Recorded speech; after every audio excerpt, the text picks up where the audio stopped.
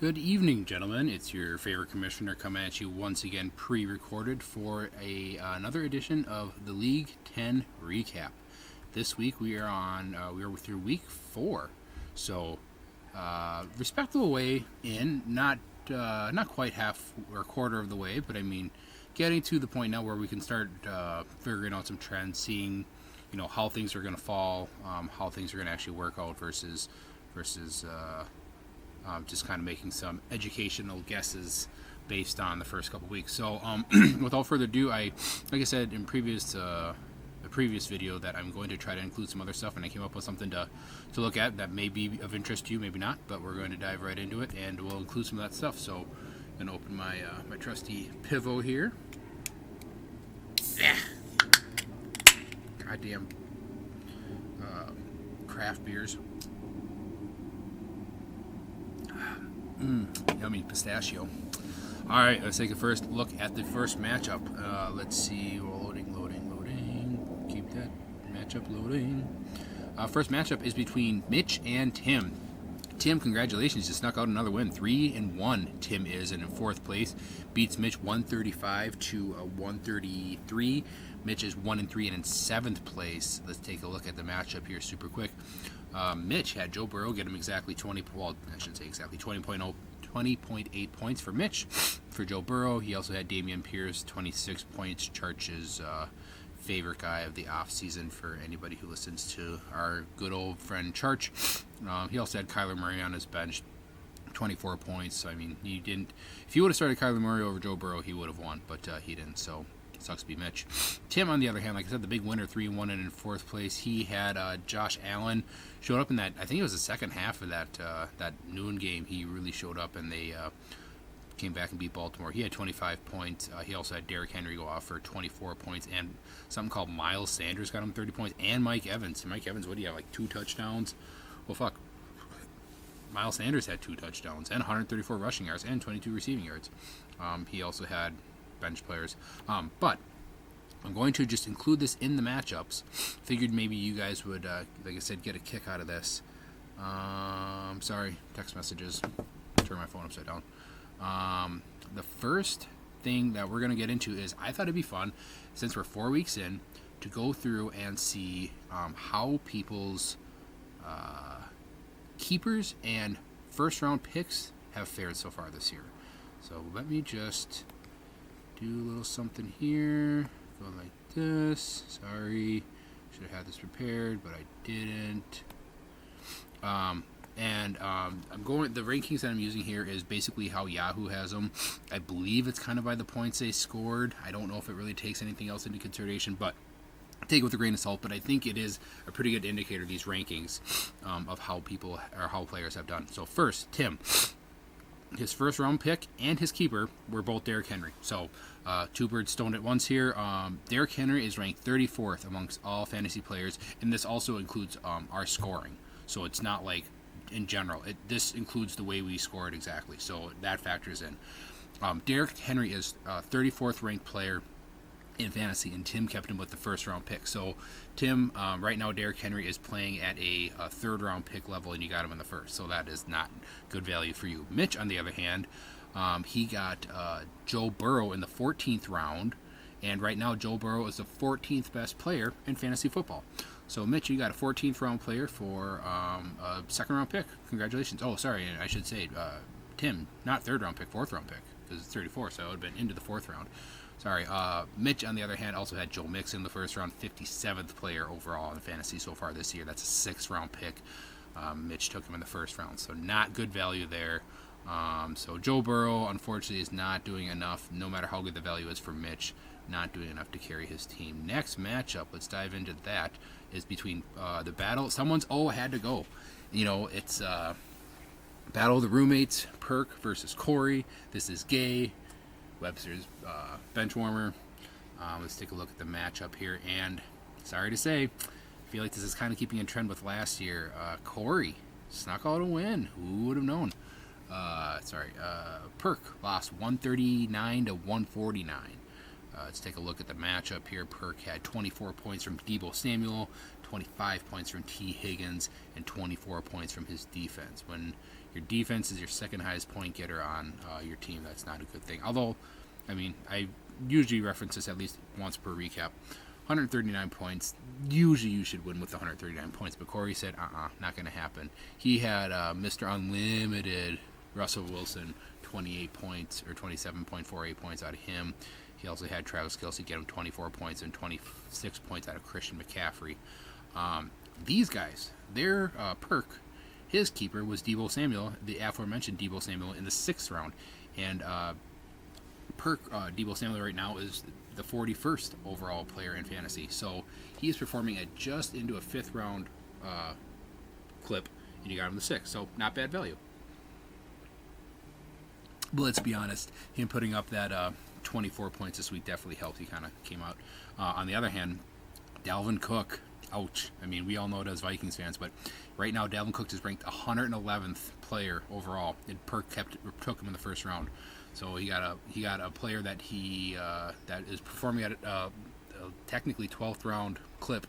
He took him in the 1st round. That is bad value. Corey, on the other hand, he kept James Conner in the 8th round. Right now, James Conner just behind Dalvin Cook. He is 118th ranked player in fantasy football this year.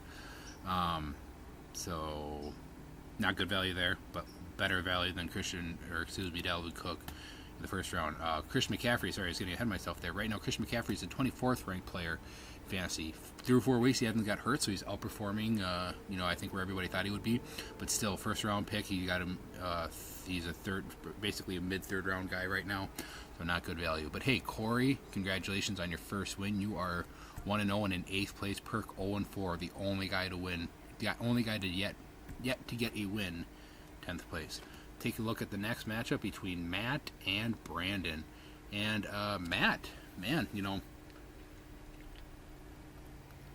luckily he did not win last year, but he's in 2nd place right now, 3-1 and in 2nd place for Matt. He had 140 points to Brandon's 120 points.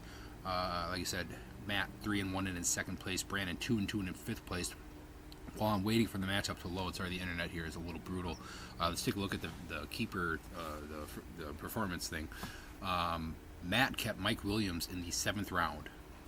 And right now he's the 61st ranked player in fantasy football. So early 7th round pick, he kept him in the 7th round. So no good value there, but I mean, he's not getting boned over either as far as value goes.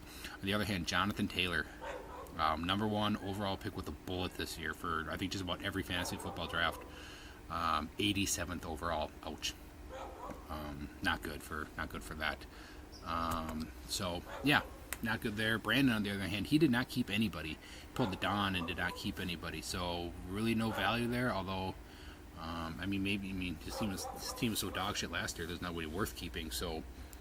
I mean, maybe he did get value in not keeping any of those garbage players. On the other hand, he has Justin Jefferson, 7th overall ranked player. Probably should be higher if it wasn't for last week that he didn't do good. So 1st round player, and he's a late 1st round pick as of right now. So pretty good. God damn it! So here we go. Matchup just loaded. Perfect timing. Matt, he had Justin Herbert 21 points, Tyreek Hill 26 points. He also had something called TJ Hawkinson, I believe a tight end for Detroit, 40 points out of TJ. That's you usually don't get 40 points out of your tight ends, much less one on Detroit's team. He also had Hollywood Brown on his bench for 21 points. Should have started him instead of pretty much everybody on his team except for TJ. Brandon, on the other hand, he had Justin Jefferson, the aforementioned 1st round pick. Justin Jefferson, 31 points. He also had 22 points out of CEH. He had 22 points out of DK Metcalf on his bench. Should have started him, but you didn't. So that's why you're 2-2. I said 2-2 in 5th place for Brandon. Matt 3-1 2nd place. Next matchup is between Nick and Benjamin. And Ben, man, you did get off to a slow start last year, so I'll give you that. I think, weren't you like 0-4 or something like that, or 1-4? Your first 5 weeks were just terrible, I think. I can't remember. But anyways, you're kind of off to the same start again. 1-3 and in 9th place. You lose with... Wait a minute.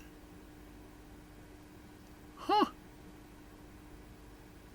interesting development here. Did not realize this. Nick beat Ben 109 points to 90 points. Ben had the weekly low score. I thought somebody else had it. I'm not mad about that. Ben, yeah, sorry, man. You did get the weekly low score. You got 90 points. Like I said, you're 1-3 in the ninth place. Nick 3-1 in third place. As if you can't tell, I'm stalling here. I don't know what's going on with my internet. Let's take a look at this thing that I got going here, though. Nick kept Jalen Hurts in the 14th round, the same round that Mitch kept Joe Burrow. And just like Mitch with Joe Burrow, insane value. Jalen Hurts is the 4th overall player. I believe out of all these players that we've ranked on here, he is the highest ranked as far as, somebody... No, I take that back. He's the 2nd highest ranked. Just looked. I was wrong. But still, insane value there. On the other hand, he had drafted Austin Eckler in the 1st round, and he is the 17th best overall player. Man, it is getting dark out here. Shouldn't have waited till 7 o'clock to do this. Sorry. So, not great value there, but, I mean, he's only 1 round later than you drafted him, so, hey, whatever. Ben, on the other hand, you kept Jamar Chase in the 6th round, and right now he is a late 4th round pick. He would be a late 4th round pick, ranked 38th, and just kind of like your team, overall dog shit. Your 1st round player was Alvin Kamara, by far the lowest ranked player out of anybody on this list that I've come up with. 288th. He is ranked 288th. I'm guessing there's kickers ranked higher than Alvin Kamara right now as far as fantasy players go. Let's dive into this matchup here before I get too distracted. Nick, Austin Eckler, even though he was that 17th ranked player, he got you 35 points this week. So not bad. You had nobody else in your team worth mentioning, including Gabe Davis, who got you 2 points. You had pretty good showing out of your bench, 80 over 81 points on your bench. Ben, on the other hand, guys, worth mentioning, he had Nick Chubb, and Nick Chubb got him 21 points, and Jamal Williams, he's the one that plays for... No, Javonte Williams. Jamal Williams is the one that got hurt. Jamal Williams from Detroit got him 24 points, sorry. I was trying to see if I was correct in that, but whatever. Stupid internet. He also had Brady on his bench for 25 points. Tua, the guy that he paid $50 for. On the other hand, he had Alexander Madison, the guy he paid $30 for, still on his bench. So, good thing you spent all that money. And the last matchup, the matchup of the week, goes to myself and Michael. And Michael, sorry. I tried giving you a run for money, but it was a boring matchup for you because, man, you fucking manhandled me. Trying to back out here, but of course now it's not letting me. Oops, sorry. What was it? I know I had 92 points. I did not get the weekly low score, though. I know that. Come on. Mike had 144 points, 2nd highest score of the week. 145 points to my 93. Mike undefeated. Just like Perky, he does have an O in his record, except it's on the other side of Perk's. And I am 2-2. So obviously Mike 4-0 in first place. I am 2-2, and I think I'm in 6th place. Sorry, this internet here, it's killing me. Let's take a look at the matchups here. Myself, I had CeeDee Lamb, 8-track, get me 22 points. All my players just laid a complete egg, including Cooper Kupp, had 1 catch for 9 yards, just fucking awesome. Had J.K. Dobbins on my bench. Obviously, I should have started him. But yeah, so there's that. Mike, on the other hand, Patty Mahomes, 24 points. He had 26 points out of Cooper Kupp, 35 points out of Josh Jacobs. He had a stellar week. A lot of single-digit points out of some other guys, including Tony Pollard, Kyle Pitts, which, man, it's... Mike, I would be willing to bet you might be one of the only people in fantasy who drafted Kyle Pitts. I don't know where you drafted him, but it had to have been high, and are undefeated. That's pretty impressive. I'm going to quick wrap this up because I see him moving on 15 minutes. I'm sure all of you have closed out of this video by now. You all laugh at me here. My keeper in round 10, A.J. Dillon. Right now he's ranked 113th. I think, again, just behind Perks Dalvin Cook. So not good value there. 11th round pick right now. And Jesus Christ, it's getting dark. And yeah, kept him in the 10th, so whatever. My 1st round pick, though, was Najee Harris. Right now he's ranked 119th. So the guy I kept in the 10th round is performing worse than the guy picked in the first round. So there's that. And lastly, Mike, you kept Cooper Kupp, ranked just one spot higher than Nick's Jalen Hurts. Cooper Kupp 3 overall, and you kept him in round 3, so awesome value there. On the other hand, Devontae Adams, you drafted in the first round, and he right now is ranked 23rd, so he's a early third round pick, and yeah, you kept him in the first, or took him in the first, so whatever. So anyways, before it gets too dark, I'm going to wrap this up. Have a good week, boys, and we'll see you next time.